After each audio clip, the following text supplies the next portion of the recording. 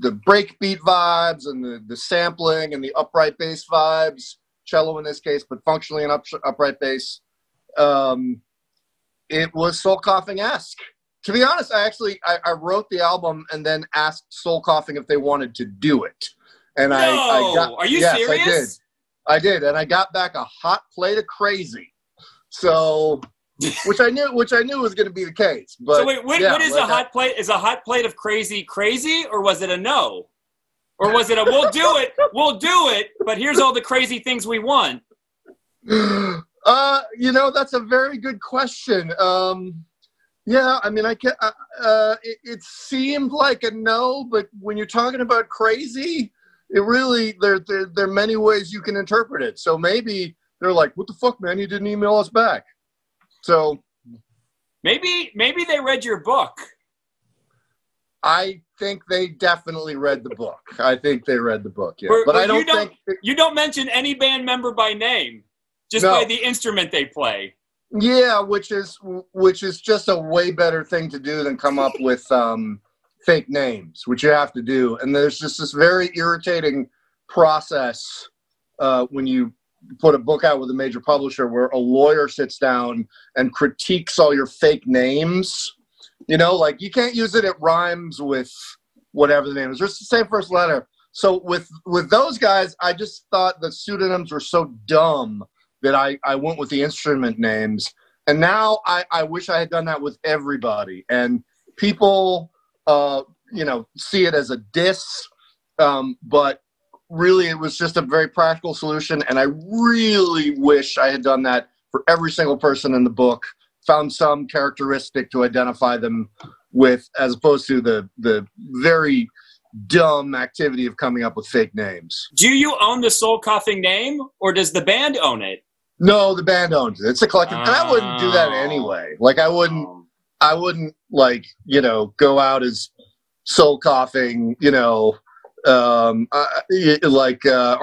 there like 5 different versions of A Flock of Seagulls touring out there, and only one has a guy? But no one's gonna see Soul Coughing without you, though. You are Soul Coughing. Well, I appreciate that, but nah, I mean, it was very much a collaboration. Like I couldn't do that. Now, speaking of Soul Coughing, we all love Soul Coughing. I was wondering, did any festivals ever approach you and say, we'll put you on the bill, but only if you go under the name Soul Coughing? Well, sadly, by the time that was a thing, that wasn't a thing anymore. Like, there was kind of this weird gamesmanship among festivals where they were, like, putting Pavement back together, just, like, ponying up big bucks for bands to get back together. And then they realized, like, oh, people that go to Coachella aren't really that interested in this. Like, there's a band I will not name that they put back together and put on a big stage at Coachella, and there were like 400 people watching it. Like everyone was like, "Oh, let's go get a beer." Like nobody cared. You're saying you missed the opportunity. Yeah, absolutely, absolutely, yeah. But it would have been nice to have one payday like that, right? Well, dude, any payday is nice as far as I'm concerned. Precisely. I read a blurb, not from the book, but from someone who read the book. And they spoke about you writing about nostalgia, Boone versus the Burden. Could we discuss that? Sure. Or do you not want to talk about that? Do you want people to buy the book and read it in there? No, I could talk about it generally. Because I'm a fan, and I'm all nostalgic for Soul Coughing. But if I'm a burning on you, I'll back up. It's I'll just burn that, I'll burn these CDs. I'll throw them in the trash. You tell me. No. No, and I applaud you for having compact discs in this day and age. You remember this one? This is the 3-song promo. What the hell? Wow. Do you have the single? Let's see what's on this one. Number 1, it's Down to This. 3 versions of Down to This. Or no. Number 1 is Chicago's Not Chicago. 2, Blue Eyed Devil. 3, Down to This album version. Huh. Yeah. All right. Well, there you have it.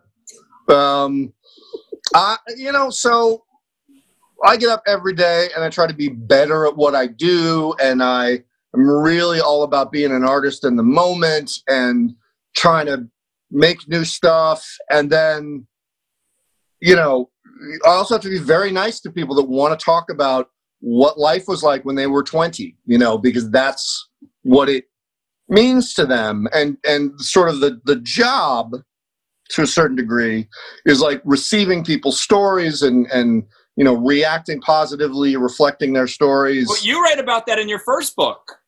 Yeah, because but I was much more insane about it during that because you time. said that fans would come up to you and give you this great compliment, and they expected a great compliment back. And you're like, well, I'm not that person. I can't give you a glowing compliment back.